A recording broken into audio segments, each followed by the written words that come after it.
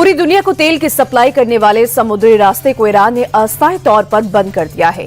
ईरानी सेना ने फारस की खाड़ी को गल्फ ऑफ ओमान और अरब सागर से जोड़ने वाले energy choke point strait of Hormuz में अपनी ताकत का प्रदर्शन करते हुए मिसाइल्स भी दागी। ईरान ने जिनेवा में अमेरिका के साथ अपने न्यूक्लियर प्रोग्राम पर चर्चा के दौरान ही स्ट्रेट ऑफ होर्मुज को अस्थायी तौर पर बंद करके दुनिया को साफ संकेत दे दिया है कि उसके पास क्षमता है, वो तैयार है और वो जब चाहे स्ट्रेट ऑफ होर्मुज में जहाजों की आवाजाही बंद कर सकता है। ईरान और अमेरिका के बीच न्यूक्लियर प्रोग्राम पर दूसरे दौर की बातचीत खत्म हो गई है। ईरान ने दावा किया है कि दोनों देश कुछ चीजों पर सहमत हो गए हैं। ईरानी विदेश मंत्री अब्बास अरागची के मुताबिक अब एक संभावित समझौते के ड्राफ्ट पर काम शुरू किया जाएगा। ओमान की मध्यस्थता में हुई इस बैठक से भविष्य में शांति का रास्ता साफ होने की उम्मीद जगी है, लेकिन दोनों पक्ष अपनी अपनी शर्तों पर अड़े हुए हैं। पीएम मोदी ने बांग्लादेश के पीएम तारिक रहमान को चुनाव में जीत और पीएम चुने जाने की बधाई दी, साथ ही परिवार के साथ भारत आने का न्योता भी दिया। पीएम मोदी ने नेबरहुड फर्स्ट की नीति के तहत बांग्लादेश को सबसे भरोसेमंद साथी बताया। बांग्लादेश की नई सरकार के शपथ ग्रहण समारोह में ढाका गए लोकसभा स्पीकर ओम बिरला ने पीएम तारिक रहमान को प्रधानमंत्री की चिट्ठी भी सौंपी।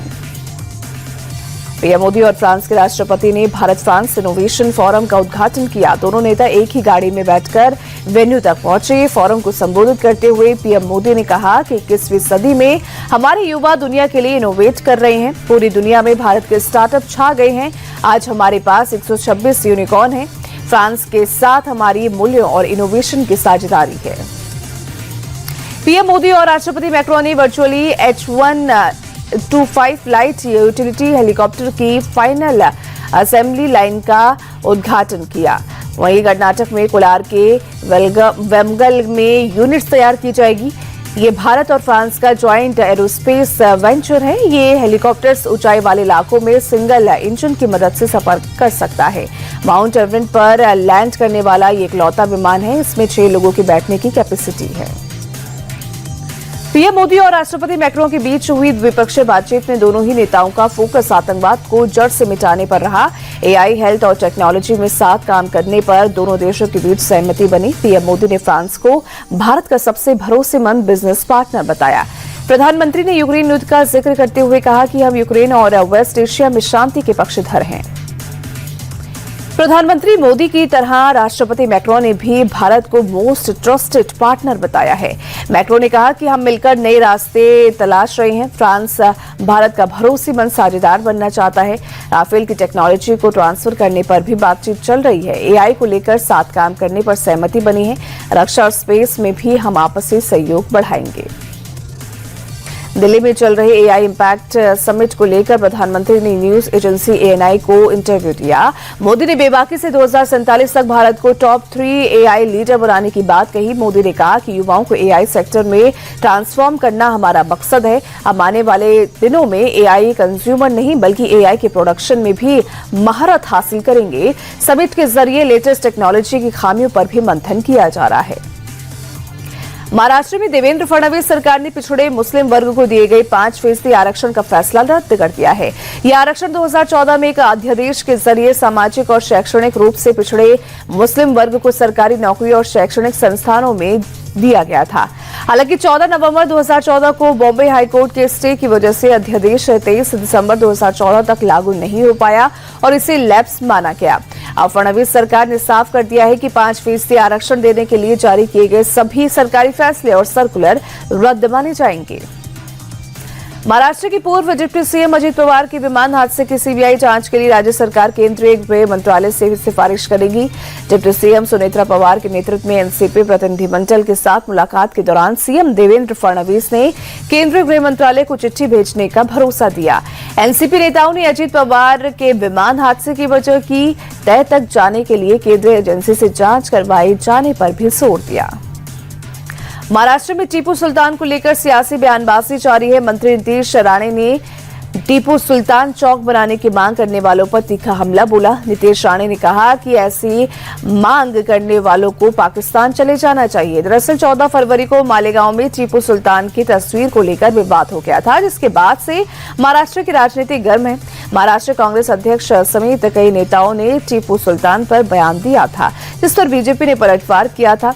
अब मंत्री नीतीश राणे ने भी हमला बोला है।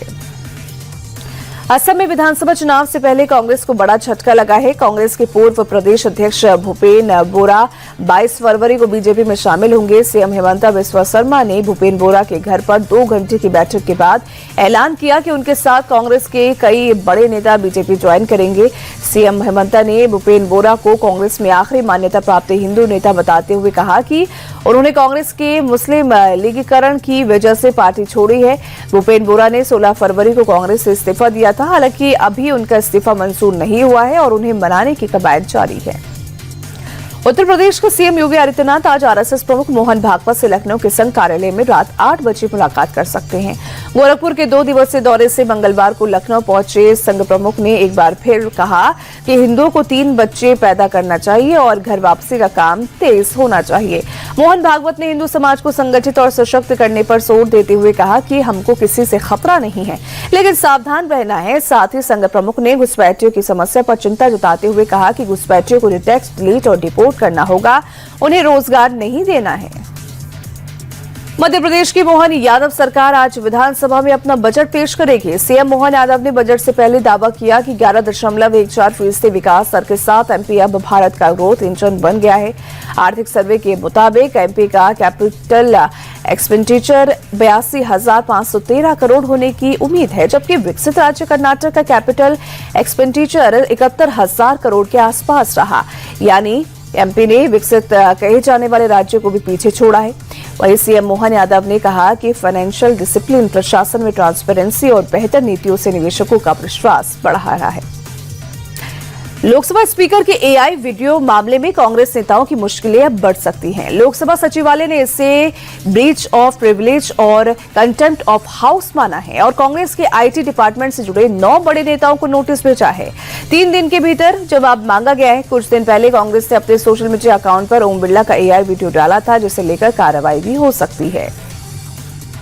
बंगाल में एसआईआर को लेकर मुख्यमंत्री ममता बनर्जी के हमले जारी हैं। सीएम ममता ने चुनाव आयोग को तुगलकी कमीशन बताया। कहा कि वो बीजेपी को खुश करने के लिए आम लोगों को टारगेट कर रहे हैं। आम लोगों के साथ टेररिस्ट की तरह सलूक किया जा रहा है। ममता ने कहा कि एसआईआर में लापरवाही के चलते अब तक 150 से ज्यादा लोगों की जान चली गई है। बंगाल के साथ नाइंसाफी को कतई बर्दाश्त नहीं किया जाएगा। गुजरात में 3 महीने से जारी एसआईआर के बाद फाइनल वोटर लिस्ट को अपलोड कर दिया गया है। ड्राफ्ट लिस्ट के मुकाबले राज्य में 5.5 लाख वोटर्स की संख्या में इजाफा हुआ। आपको यहां बता दें कि वेरिफिकेशन से पहले गुजरात में करीब 5 करोड़ वोटर्स का डाटा एग्जिस्ट करता था। ड्राफ्ट लिस्ट में 4 करोड़ 34 लाख वोटर्स का नाम सामने आया था, लेकिन फाइनल लिस्ट में 4 करोड़ 40 लाख से ज्यादा वोटर्स का नाम शामिल किया गया है। बॉलीवुड स्टार सलमान खान के पिता और मशहूर screen play writer Salim Khan की तबीयत फिलहाल इस दिन बताई जा रही है। मंगलवार को अचानक तबीयत बिगड़ने के बाद सलीम खान को मुंबई के लीलावती अस्पताल में भर्ती करवाया गया था, जहां उनसे मिलने उनके बेटे सलमान खान और अरबाज खान सहित बेटी अर्पिता और दोनों पत्नी सलमा और हेलन पहुंचे। वहीं संजय दत्त सहित कई फिल्मी सितारे भी अस्पताल में आए। परिवार की तरफ से उनकी तबीयत पर कोई अपडेट नहीं दिया गया है। लीलावती अस्पताल आज सुबह 11 बजे मेडिकल अपडेट देगा। मुंबई के बोरीवली में वेस्टर्न एक्सप्रेसवे पर वेस्ट की चलती बस में आग लग गई। वेस्ट के अंतर्गत चलाई जाती है एयर कंडीशन बस अचानक आग का गोला बन गई। समय रहते सभी यात्रियों को बस से बाहर निकाल लिया गया। मौके पर पहुंचे फायर ब्रिगेड की टीम और स्थानीय लोगों की मदद से आग पर काबू पाया गया।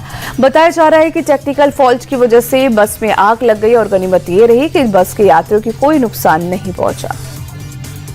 उत्तर प्रदेश के कौशाम्बी में बीच सड़क पर पलट गया तेज रफ्तार तेल टैंकर। टैंकर के पलटते ही भीषण आग लग गई।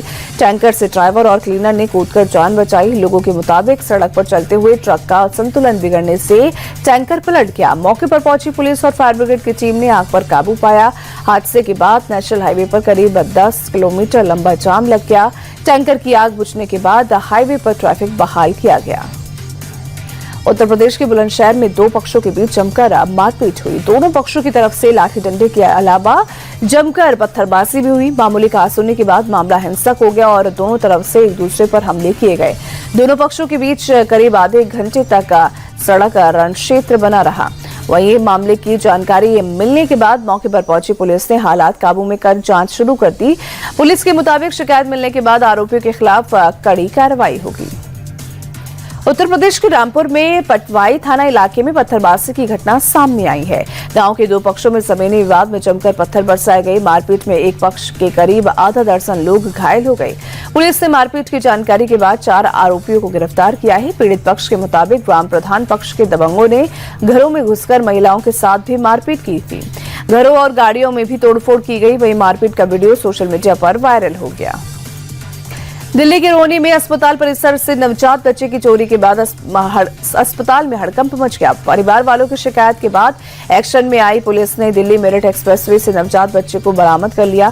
पुलिस ने बच्चा चोरी के अपराध में 2 लोगों को गिरफ्तार कर लिया है। ट्रसल अस्पताल में परिवार वालों से बार-बार मिलकर अनजान महिला ने पहले नजदीकी बढ़ाई, फिर बच्चे को दूध पिलाने के लिए बाहर ले जाकर फरार हो गई महिला। और शिकायत मिलने के बाद एक्शन में आई पुलिस ने सीसीटीवी के जरिए आरोपी महिला और उसके सहयोगी को पकड़ने में कामयाबी हासिल की। दिल्ली के उस्मानपुर का स्टंटबाजी का वीडियो सोशल मीडिया पर वायरल हो गया है। तो हरकत में आई पुलिस की टीम ने मामला दर्ज करते हुए आरोपी स्टंटबाज को गिरफ्तार कर लिया है। पुलिस में आरोपी शख्स बाइक पर स्टंट करते चलती गाड़ी और बसों के दरवाजे खोल रहा है। पुलिस ने मामले का संज्ञान लेते हुए आरोपी शख्स पर बीएनएस की धारा 281 मोटर व्हीकल एक्ट के तहत मामला दर्ज कर लिया है।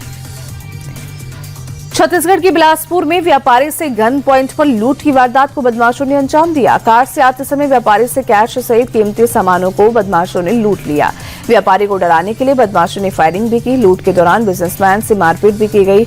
बाइक और वैन से आए बदमाशों ने वारदात को अंजाम दिया। पुलिस की टीम मौके पर पहुंचकर जांच में जुट गई है। मौके से बाइक और वैन बरामद की गई। गोली का खोखा भी बरामद किया गया। पुलिस के मुताबिक 3 बदमाशों ने लूट को अंजाम दिया।